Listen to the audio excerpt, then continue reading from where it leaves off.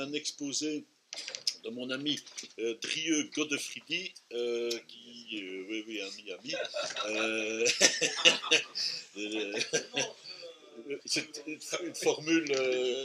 Alors, mais non, ils vont croire qu'on est ennemis. Non, on n'est pas là. Non.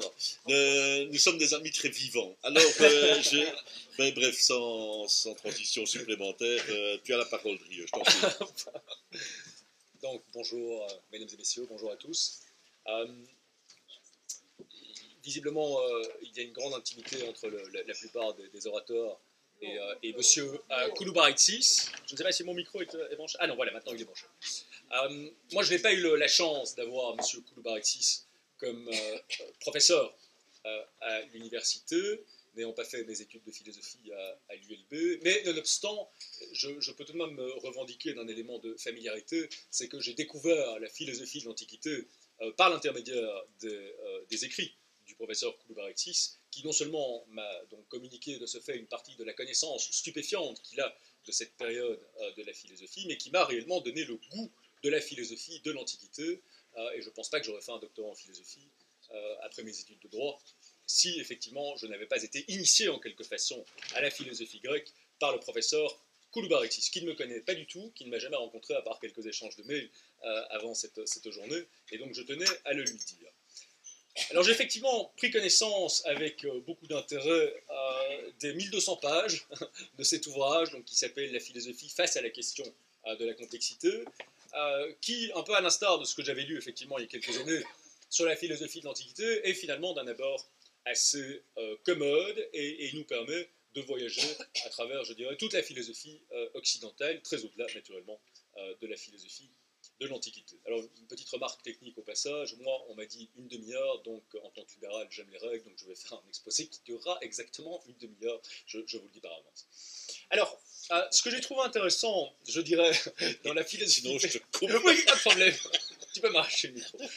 Ce que j'ai trouvé intéressant dans la philosophie politique du professeur Kouloubaritsis, je dirais dorénavant Kouloubaritsis pour ne pas trop alourdir l'exposé, c'est que ce n'est pas une philosophie politique hors sol. Ce n'est pas une philosophie politique qui naît simplement d'un certain nombre d'intuitions fondamentales. C'est une philosophie politique, me semble-t-il, qui s'enracine dans ce que l'on appelle une phénoménologie. Alors, la phénoménologie, c'est un terme philosophique un peu barbare. On peut citer Husserl, on peut citer Heidegger, dont on a déjà parlé dans les exposés précédents. Et il y a cette distinction fondamentale, je dirais, chez Kouloubaritsis, entre ce qu'il appelle le monde distal et le monde proximal. Alors c'est une distinction qui est marquée à la fois par une sorte d'ambivalence et par un certain nombre d'antinomies.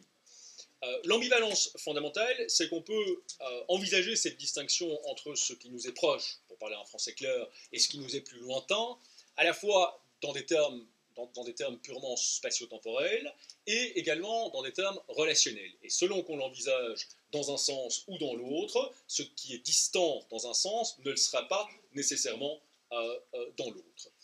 À telle enseigne que, si l'on en vient à l'antinomie, le professeur Kouloubaritsis explique que ce sont parfois les choses qui nous sont les plus proches, qui dans le même temps nous sont les plus lointaines.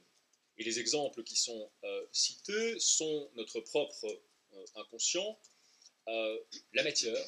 Nous sommes tous composés, nous sommes en affinité, je dirais, immédiate avec la matière et avec ses composants fondamentaux, mais dans le même temps, l'intelligence ultime, et donc des composantes ultimes de la matière, nous reste quelque chose d'infiniment distant, puisque nous n'avons pas encore atteint, je dirais, à cette connaissance. Un autre exemple de cette antinomie, ou pour reprendre un terme célèbre en philosophie grecque, paradoxe de la phénoménologie au sens de Kouloubaritsis, c'est le visage, notre propre visage, qui par définition nous est infiniment proche, mais auquel nous ne pouvons accéder que par un certain nombre de médias, d'intermédiaires tels que miroir, le regard d'autrui, etc. Je suis un peu moins convaincu par cet exemple, mais peu importe. Alors Kouloubaritsis en vient, dans le cadre de cette réflexion phénoménologique, à introduire ce qui constituera finalement le critère anatomique de sa philosophie politique, et qui est la souffrance. la souffrance qui est véritablement le critère distinctif, je dirais, en tout cas pour moi, en tant que philosophe libéral, de la philosophie politique de Coulibaly-Tsis. Cette souffrance, explique notre auteur, nous est absolument proche. La souffrance, notre propre souffrance, nous est par définition, nous la ressentons nous-mêmes, infiniment proche. Coulibaly-Tsis considère que le monde distal est quelque chose qui est à la fois infiniment vaste et inépuisablement, pourrait-on dire, complexe. Donc le monde distal, c'est-à-dire l'univers, d'une certaine façon.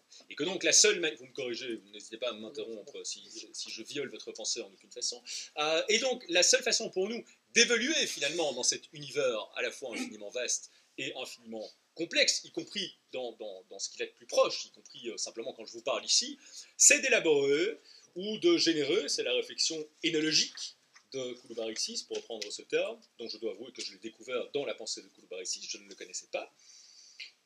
Il y a une de ces phrases que je trouve extrêmement intéressante. Souvent, la philosophie est puissante quand elle est très simple. Il y a une phrase que j'ai trouvée dans votre ouvrage, Monsieur Coulibaly-Tsis, où vous dites que l'énologie précède l'ontologie.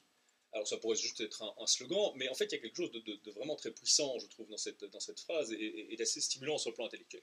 Bref, donc, explique Coulibaly-Tsis, la seule façon pour nous d'évoluer dans la réalité qui nous entoure, c'est de générer un certain nombre de configurations, c'est-à-dire d'y discerner, par nos propres moyens, un certain nombre de structures qui nous permettent ensuite, en nous appuyant sur ces structures, d'évoluer, de décider telle ou telle, je dirais, action.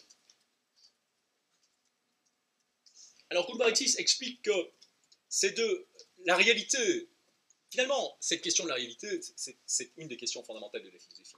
Si on reprend le dialogue chez Platon entre Cratyle et Hermogène, la question fondamentale, c'est de savoir est-ce que la réalité vit sous la dépendance du langage, ou est-ce le langage qui vit sous la dépendance, une question sur la dépendance donc, de la réalité. C'est une question qu'on pose finalement depuis l'Athènes antique, et donc depuis 2500 ans. Et explique Coulibaly-Tsis, en réalité, ces configurations que nous avons, que nous générons, que nous sécrétons par rapport à la réalité, sont toujours en partie adéquates et en partie inadéquates à la réalité. Aucun d'entre nous ne peut prétendre voir la réalité parfaitement telle qu'elle est, et donc pouvoir s'y repérer de manière tout à fait parfaite et adéquate. Et donc, la réalité fait pression sur nos configurations, et de cette pression, explique Coulibaly-Tsis, naît la souffrance. Le fait que la façon dont nous repérons, nous évoluons dans la réalité, nous fait à certains moments prendre conscience, parfois de manière extrêmement violente, effectivement, que nos représentations de la réalité ne sont pas tout à fait conformes ou adéquates, génère, c'est une des sources, je pense que ce n'est pas la seule, génère effectivement de la souffrance. Donc tel est le résumé beaucoup trop bref, puisque je ne suis pas un expert. Hein. C'est pas parce que j'ai lu 1200 pages, ce qui est déjà pas mal, que ça fait de moi un expert de Coulibaly-Tsis. Mais tel est, je dirais, le bref résumé que je ferai de sa phénoménologie. Vous êtes satisfait, monsieur le professeur? Ça va? D'accord, merci. Donc... Fais attention avec Drieux. Non, oui, je ne connais pas bien. Alors, moi, ce qui m'a frappé lorsque j'ai pris connaissance donc, de cette phénoménologie, c'est de l'extrême, je ne dis pas qu'il connaît Heidegger, donc je ne dis pas évidemment qu'il a copié, hein, je ne suis pas dans ce genre de vulgarité, mais c'est l'extrême similarité de la phénoménologie de Coulibaly-Tsis avec une partie au moins, parce que c'est tellement vaste qu'une partie au moins de la phénoménologie au sens de Heidegger. Et cette similarité, à certains endroits, va jusqu'à l'identité. Je m'explique. Je vais utiliser des termes allemands très peu, et ce n'est pas gratuitement, d'autres termes, c'est pas pour faire le malin, comme les philosophes le font parfois, c'est parce que ce sont des concepts qui sont propres à la pensée de Heidegger, dont je ne connais pas d'équivalent, en tout cas en français. Heidegger fait une distinction fondamentale entre ce qu'il appelle la Vorhandenheit et la Zuhandenheit.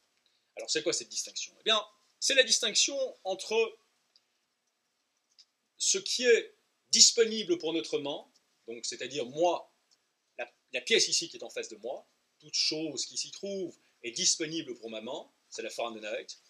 Et la Zuhandenheit, c'est l'utilisabilité. C'est le fait qu'il y a dans cette pièce, ou dans ce champ perceptif face à moi, un certain nombre d'objets dont je peux me servir. Par exemple, la chaise. Ici, je vois immédiatement que je pourrais y asseoir mon séant. Le téléphone que j'ai face à moi, le verre d'eau. Toutes choses qui sont effectivement utilisables, qui font partie, au sens de Heidegger, de la Zuhandenheit, et qui s'inscrivent dans le contexte plus global de la Vorhandenheit. Et là, on retrouve des éléments, là je ne parle pas encore d'identité, mais de similarité, me semble-t-il, avec la distinction et les développements qu'il en fait entre le monde proximal et le monde distal chez Coolbarexis. Mais ce qui est assez intéressant, c'est que il y a évidemment, bon, Heidegger a fait cette distinction Fahrenheit dans un ouvrage qui a publié Sein und Zeit en 1927. Donc, comme c'est un des grands philosophes, forcément, depuis, ça fait quasiment un siècle, il y a eu énormément de commentaires et de gloses, etc., qui ont été faits sur son œuvre. Et il y a trois interprétations qui ont été faites, je dirais, non pas de ces deux concepts, qui sont assez simples, disponibles, utilisables, je crois que tout le monde comprend, qui ont été faites des rapports entre ces deux concepts. C'est quand on prétend rendre compte de la réalité avec un concept binaire, une fois qu'on a fait les deux concepts, c'est bien, c'est une summa divisio, comme on dit en droit, mais il faut parler des rapports entre les deux. Qu'est-ce qui fait qu'on est dans l'un ou dans l'autre? Il y a trois thèses qui se sont faites rapidement par rapport au rapport entre ces concepts. Première thèse qui dit que c'est la disponibilité qui précède l'utilisabilité. Deuxième thèse qui dit que c'est l'utilisabilité, je vois d'abord un objet parce qu'il est utilisable, et après seulement, je peux le restituer dans le contexte de la disponibilité en général, ce que Heidegger appelait le Entschränkung der Umwelt, c'est-à-dire l'arrachement au monde, à l'environnement. Umwelt signifie environnement. Et la troisième thèse, qui dit qu'en réalité, ce sont des distinctions qui sont spécieuses et qu'on ne peut pas concevoir la Vorhandenheit sans la Zuhandenheit et on ne peut pas concevoir la Zuhandenheit sans la Vorhandenheit. Et je trouve que dans cet aspect, je dirais, paradoxal, finalement, parce qu'Heidegger est plutôt dans la troisième catégorie, de la phénoménologie heideggerienne, je retrouve un certain nombre d'éléments, je dirais, de la phénoménologie au sens de Coolbarexis. Donc on a affaire à quelque chose de puissant, et on a affaire à un philosophe politique, encore une fois, me semble-t-il, qui ne se limite pas, je dirais, à chanter sa petite chanson, comme beaucoup d'entre nous, philosophes ou penseurs, sociologues, etc., en général le faisons, parce qu'on a en fait quelques préférences au niveau des valeurs, et qu'après ça, on explique des choses qui, soi-disant, rationalisent le fait que, objectivement, ces valeurs sont supérieures aux autres. On a ici un philosophe qui ancre sa réflexion non seulement dans une connaissance historique de la philosophie qui est importante, mais dans une authentique phénoménologie qui me paraît effectivement de facture très heideggerienne. Je ne dis pas qu'il y a une totale identité, je constate simplement de grandes similarités qui sont également fécondes sur le plan intellectuel. Premier point. Deuxième point. C'est pour être clair. Deuxième point. Finalement, moi, comme Richard m'avait très aimablement donc proposé de collaborer à ce colloque, en fait, c'est pas un séminaire, bon, moi je me suis dit, je vais parler de la liberté. Parce que finalement, la grande question de toute philosophie politique, c'est la question de la liberté, et je ne pense pas, encore une fois, trahir la pensée de Coolbarexis en disant que la question de la liberté est la grande question de la philosophie politique de notre auteur. Alors, la liberté, c'est un concept qui est difficile. Je voudrais, sans paraître trop négatif par rapport à certaines interprétations, dire d'emblée que la thèse qui consiste à dire que la liberté c'est l'égalité, que l'égalité c'est la liberté, ne me paraît pas très éclairante. Parce que si c'était le cas, ce serait formidable. On voterait tous à la fois pour une liberté totale et pour une égalité totale. Parce que personne ne serait contre l'égalité matérielle totale si effectivement on pouvait en même temps avoir la liberté totale. Enfin, bon, moi je serais tout à fait prêt à signer de deux mains et de façon immédiate. C'est évidemment une vision des choses qui n'est pas, je dirais, valide objectivement parlant. Alors, il y a dans la tradition libérale qui a acté évidemment ce que je viens de dire, ça ne veut pas dire qu'il n'est pas certain que la liberté soit c'est pas deux radicaux totalement inconciliables. On peut les concilier, mais toute la question de la philosophie politique, finalement, c'est de savoir comment les concilier et dans quelle mesure choisir la liberté ou choisir effectivement l'égalité au sens d'égalité matérielle. L'égalité devant la loi étant une autre question. Alors, la réflexion que l'on constate dans la philosophie libérale par rapport à ça s'articule généralement au concept d'arbitraire.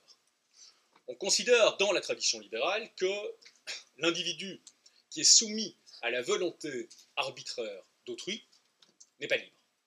Je pense qu'intellectuellement, il est difficile de ne pas donner son accord à cette définition de la liberté. Ça ne veut pas dire que la liberté se limite à cela, ça ne veut pas dire que la liberté s'y réduit, mais je pense qu'effectivement, si l'on veut se revendiquer de la tradition libérale, on doit faire droit au moins aussi à cette vision de la liberté, sans pour autant l'y réduire.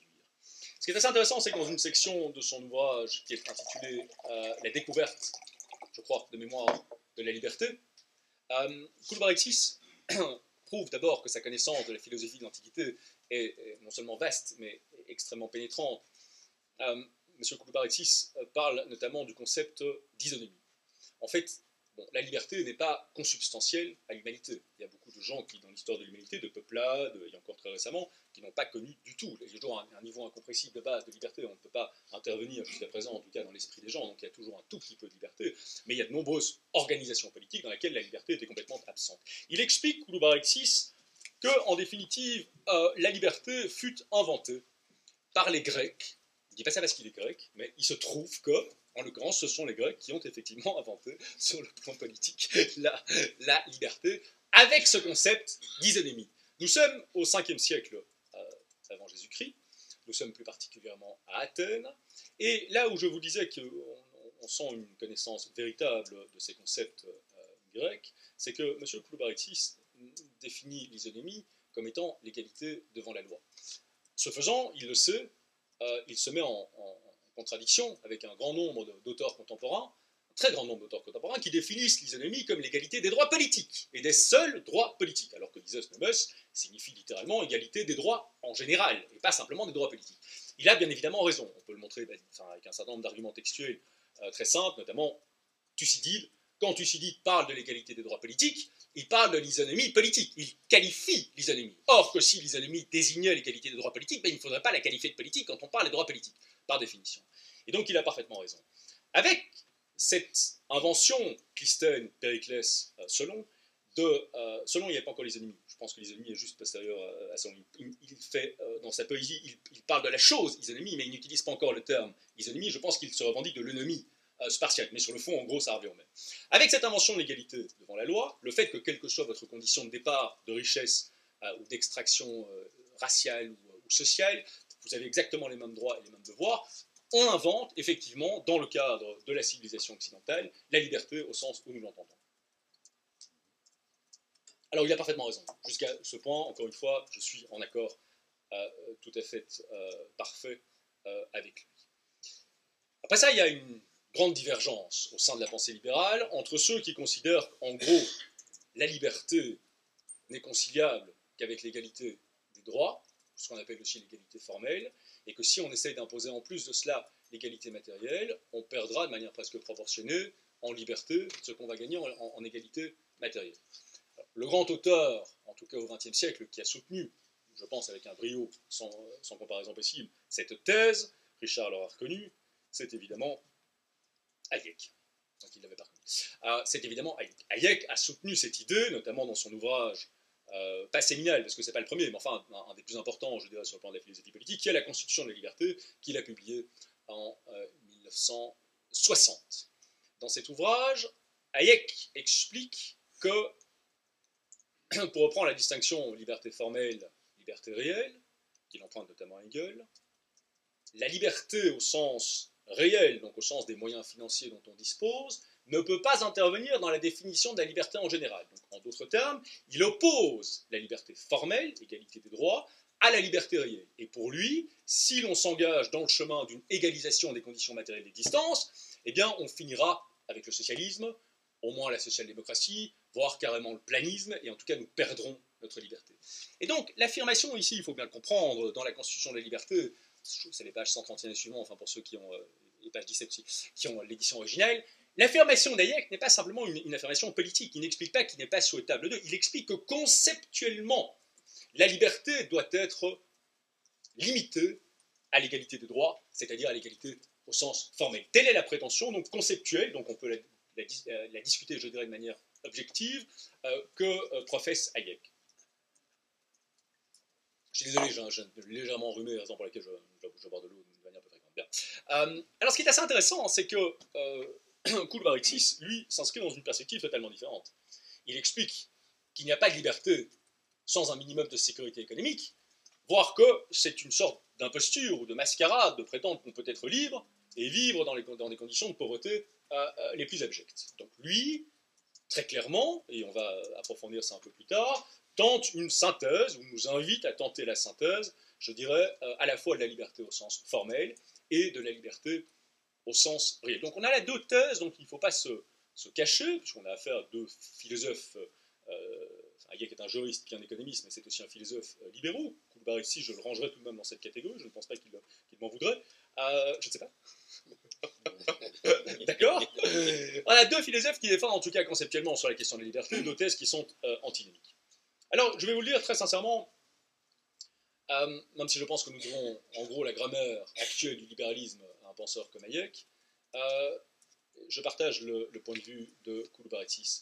Et je pense qu'il a raison, et j'en veux pour preuve les écrits de ce même Hayek dont je vous parle à l'instant, qui explique dans un ouvrage pourtant antécédent à la Constitution de la liberté, qui est Road to Sovereign, dont il a terminé la rédaction en 1943 et qui a été publié en 1944 dans le Reader's Digest, il explique, il y a un moment, il y a une phrase où il dit que l'argent est le plus formidable instrument de liberté qu'ait jamais conçu l'homme. Comment, dans le même temps, soutenir que la liberté se résume et se réduit à la liberté formelle et affirmer que l'argent est le plus formidable instrument de liberté qu'ait jamais conçu l'homme? Ce sont évidemment deux affirmations qui sont logiquement incompatibles et inconciliables. Oui, je crois, et après ça j'en viens à ma partie critique, rassurez-vous, oui, je crois, comme Kouloubaridis, que cette volonté d'extirper toute considération de matérialité de la définition de la liberté est, pas politiquement, pas moralement, mais est conceptuellement, finalement, erronée. Et donc, sur ce point, je le rejoins. Alors, la difficulté, évidemment, c'est que lorsque l'on a dit ça, on peut se poser deux questions. D'abord, pourquoi tous ces libéraux, parce qu'ils sont nombreux, qui veulent écarter toute considération de matérialité? C'est très simple. Les auteurs comme Hayek se disent que si l'on fait intervenir dans la définition de la liberté et de la matérialité, eh bien, tôt ou tard, on sera amené à faire l'aveu ou à concéder finalement la social-démocratie, voire le socialisme. Je pense que ce n'est pas une vision des choses qui est conforme à la réalité, mais je crois que c'est l'explication fondamentale de cette volonté de réduire la liberté à la liberté formelle. Toutefois, lorsque l'on a concédé la nécessaire matérialité de la liberté, ou le fait de prendre en compte le minimum de subsistance auquel on doit pouvoir atteindre pour pouvoir simplement se dire libre, pour pouvoir accéder à une forme de liberté, c'est le début. En gros, c'est le fondement de la philosophie politique. On peut en rester au point de vue libéral un peu réducteur que j'énonçais auparavant.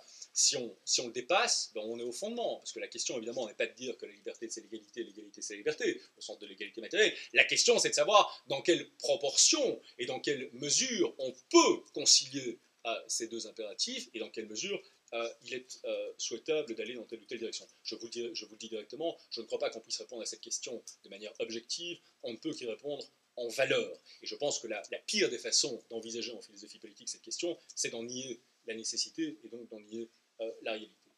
Alors, je vous avoue que c'est la partie de l'ouvrage en 2 volumes de Kouloubaridis qui m'a le moins séduit sur le plan intellectuel. C'est toute cette partie dans laquelle Kouloubaridis nous explique qu'il est souhaitable en philosophie politique de tenter une sorte de synthèse entre le libéralisme, la définition qu'il en donne, et le marxisme. Alors, il y a d'excellents arguments en faveur de cette thèse, puisque, comme il le dit, il voit l'économie dominée par un certain nombre de puissances technico-économiques, et par conséquent, quel meilleur appareil conceptuel que la distinction entre l'infra et la superstructure chez Marx pour penser ce rapport de la puissance technico-économique avec le reste de la société. C'est effectivement une vision des choses qui est séduisante. Je ne la trouve pour autant absolument pas convaincante. Et je vais vous expliquer pourquoi. Il faut d'abord, quand on parle de Marx, ce que fait évidemment Kouloubaridis, je parle en général, quand on parle de Marx, revenir à la théorie de Marx, pas à la caricature qui en a été faite depuis, où on a des petits concepts qui sont déréalisés en quelque sorte de la théorie de Marx en tant que telle, et dont on peut faire un usage en disant que c'est Marx mais c'est pas Marx. Non, chez Marx, les rapports entre l'infra et la superstructure, chaque fois, sont des rapports qui sont linéaires, unilatéraux, qui vont toujours dans le même sens, zéro autonomie pour la superstructure et totale détermination par l'infrastructure. L'infrastructure, donc, c'est l'économie, avec la propriété privée au public des moyens de production, etc. Donc, totale détermination de tout, de toute la culture, pour faire simple, de manière linéaire. Marcuse a travaillé là-dessus, d'autres ont travaillé là-dessus, mais donc on parle de Marx, donc il faut voir la théorie de Marx, par l'infrastructure. Or, déjà, Marx 1818-1883, à l'époque de Marx et à l'époque de l'URSS, cette vision des choses échouait naturellement, d'un point de vue strictement intellectuel, à rendre compte de la réalité. Comment concevoir, Popper a écrit là-dessus des choses qui sont intéressantes, comment concevoir qu'il n'y ait aucune place pour aucune forme de réflexion d'autonomie de l'esprit humain, comment concevoir qu'il n'y ait aucune rétroaction de la liberté de l'homme, de l'esprit, de la culture sur l'économie. Donc déjà à l'époque de Marx, si vous voulez, cette vision des choses était horriblement simpliste, simplificatrice, pour prendre un terme qui est cher à Coulibaly-Cis, et ne parvenait pas à rendre compte de la réalité. Pas au XIXe siècle, siècle de Marx, pas davantage au XXe siècle, et certainement pas, je vais dire pourquoi, c'est pas un argument d'autorité, j'aime pas les arguments d'autorité comme libéral, et certainement pas au XXIe siècle, où la structure économique de nos sociétés, en Occident et partout dans le monde, a totalement changé. Qu'on songe notamment au rôle de la finance, secteur tertiaire, etc., a totalement changé et s'est totalement complexifié, justement, par rapport à comment imaginer qu'un couple conceptuel qui échouait à rendre compte, on parlait de configuration de la réalité au 19e, pourrait rendre compte d'une réalité qui a complètement évolué et changé au 21e siècle. Ce n'est évidemment pas sérieux. Alors, ce n'est pas à dire, et je ne le soutiens pas, je sais de faire bref à partir de maintenant, sinon je vais violer ma règle. Ce n'est pas à dire, évidemment, que la question du rapport de ces puissances technico-économiques à la démocratie ne se pose pas. C'est une évidence. Que l'on songe, je n'en donnerai qu'un seul exemple, à ce qu'on appelle les établissements bancaires too big to fail. C'est-à-dire ces établissements bancaires qui sont tellement grands, qui font des profits privés pendant 30 ans, et qui, quand ils sont en passe de faire faillite, eh bien, sont simplement renfloués par l'État. Je veux dire, toute personne normalement constituée peut trouver un tout petit peu choquant ce genre de procédé, qui est pourtant exactement ce qu'on a fait après la crise financière de 2007, aussi bien aux États-Unis qu'en Europe. Et je tiens d'ailleurs à souligner de ce point de vue-là qu'aujourd'hui, les établissements financiers américains sont beaucoup plus lourds et beaucoup plus grands encore qu'ils ne l'étaient en 2007. Donc on n'a absolument pas réglé le problème, qui me paraît intellectuellement d'ailleurs l'une des grandes difficultés à la fois dans la réflexion juridique, philosophique et économique contemporaine. Donc le problème existe. Ce que je conteste, ce n'est pas la réalité du problème, ce que je conteste, c'est l'adéquation de cet outillage, je dirais, conceptuel marxien, pour effectivement en rendre compte, le penser, et penser certainement je dirais, sa gestion, son traitement, voire si possible son dépassement. Et alors j'en viens à que, si c'est uniquement pour faire l'éloge d'une philosophie, ça n'a aucun intérêt. D'ailleurs, généralement, quand on m'invite, c'est aussi pour qu'il y ait un aspect, une partie critique. J'en viens, mais si, j'en viens à la partie, moi, qui m'a paru la plus, je dirais, contestable dans cette œuvre magistrale dont je recommande encore une fois la lecture de Coulibaly-Cis. C'est que il y a chez lui, Coulibaly-Cis, non seulement une volonté de réhabilitation conceptuelle du marxisme, on peut être d'accord ou ne pas être d'accord, pour des raisons que je viens d'exposer, je ne suis pas d'accord, mais il y a chez lui, et ça j'ai trouvé particulièrement étonnant, une volonté de réhabilitation morale du marxisme. Il nous explique, tome 2, page 658, je parle sans note, mais là, comme je fais une citation, donc je dois effectivement pouvoir le lire, que la dictature du prolétariat a suscité l'embarras.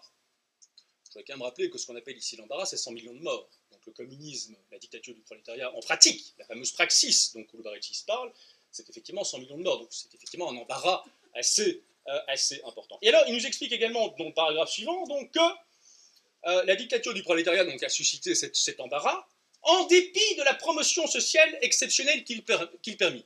Alors là, excusez-moi, mais je tombe de ma chaise. Si on s'intéresse un tout petit peu à l'histoire du communisme en pratique, il n'y a pas un seul régime communiste qui ne se soit pas terminé par l'appauvrissement radical de sa population dans tous les domaines. On cite toujours la médecine et l'éducation. Il faut voir les choses de manière globale. Il n'y a pas un seul régime communiste dans toute l'histoire du XXe siècle qui n'ait pas terminé de cette façon, et au mieux, et généralement, ça a terminé soit par la guerre, soit par la famine organisée, 6 millions de koulaks qui sont morts, le génocide de sa propre population, que l'on songe aux 20 millions de Chinois qui sont morts sous Mao Tse-tung. Et donc, parler de promotion sociale exceptionnelle dans le cas du marxisme, pardonnez-moi, ça me paraît effectivement problématique. Alors, je voudrais terminer cet exposé en reprenant finalement la question fondamentale, qui est la question de la combinaison entre la liberté et l'égalité. C'est humain, nous aimerions combiner des choses qui ne sont pas conciliables. On peut prendre des exemples dans tous les domaines. On aimerait bien avoir l'expérience d'un homme âgé et en même temps le corps d'un homme de 20 ans, ou 30, ou 40, ou 80.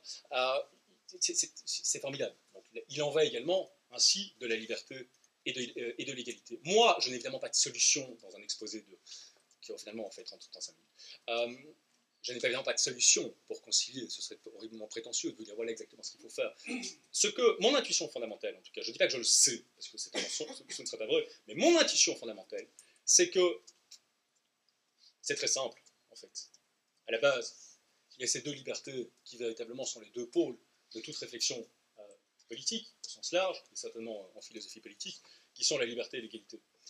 C'est très noble de vouloir concilier les deux. Et bien évidemment qu'on peut concilier une grande part d'égalité matérielle, à supposer qu'elle soit souhaitable, avec de vraies libertés sur le plan des libertés publiques. Il n'en reste pas moins, mon intuition fondamentale est celle-là, que de manière cruciale, il y a au départ un choix qui est à faire. Il ne faut pas mentir aux gens auxquels on parle, il ne faut pas se mentir à soi. Et je pense que le choix fondamental, c'est le choix de toujours donner, lorsqu'il y a un conflit irréductible, le primat, soit à la liberté, quand ils ne sont pas conciliables, soit à l'égalité.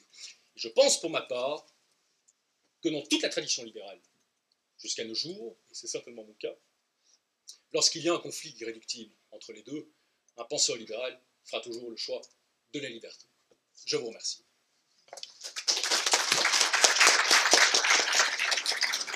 Merci beaucoup.